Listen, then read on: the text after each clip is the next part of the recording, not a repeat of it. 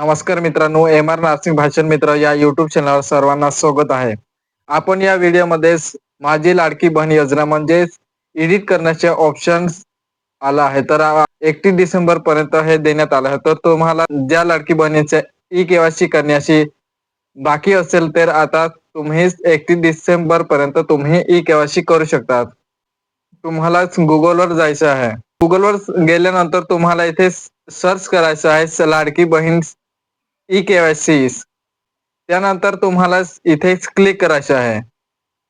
Click केल्यानंतर तुम्हाला इथेच वेबसाईट दिसेल.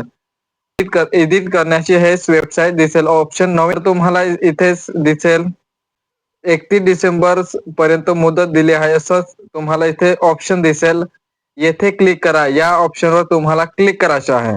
क्लिक केल्यानंतर तुम्हाला लगेच पुढची स्टेप्स दिसेल. तुम्हाला इथेच लाभार्थीचे आधार क्रमांक टाकायचा आहे. आधार क्रमांक टाकल्यानंतर तुम्हाला इथे कॅप्चा टाकायचा आहे. कॅप्चा टाकल्यानंतर तुम्हाला इथे मी सहमत आहे या नावावर तुम्हाला इथे क्लिक करायचे आहे. क्लिक केल्यानंतर तुम्हाला लगेच इथे तुम्हाला OTP पाठवला जाईल. त्यानंतर तुम्हाला इथेच OTP टाकून घ्यायचा आहे. OTP टाकल्यानंतर तुम्हाला सबमिट बटनावर क्लिक करायचं आहे. क्लिक केल्यानंतर तुम्हाला लगेच इथे 2 ऑप्शन दिसेल. तुम्हाला इथे बदल करून हेच ऑप्शन तुम्हाला दिसेल. तुम्हाला इथे ऑप्शन दिसेल विवाहित आणि अविवाहित हे 2 ऑप्शन दिसेल. तर तुम्हाला इथे कोणतेही तुम्हाला अविवाहित असेल तर अविवाहित हेच ऑप्शन क्लिक करायचे आणि विवाहित असेल तर विवाहित क्लिक करायचं आहे. तर मी विवाहित यावर क्लिक करत आहे. क्लिक केल्यानंतर तुम्हाला इथे अजून दुसरे ऑप्शन दिसेल. अनुक्रमांक 2 असे तुम्हाला दिसेल.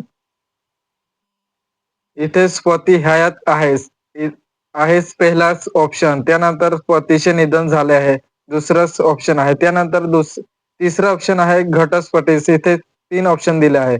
तर मी याच पहिल्या ऑप्शनवर क्लिक करत आहे. क्लिक केल्यानंतर तुम्हाला पती आहे हे क्लिक केल्यानंतर तुम्हाला इथेच पतीच्या आधार क्रमांक टाकायचे आहे. सहमत आहे या बटनावर क्लिक करायचे आहे. तर तुम्हाला इथेच OTP पाठवली जाईल.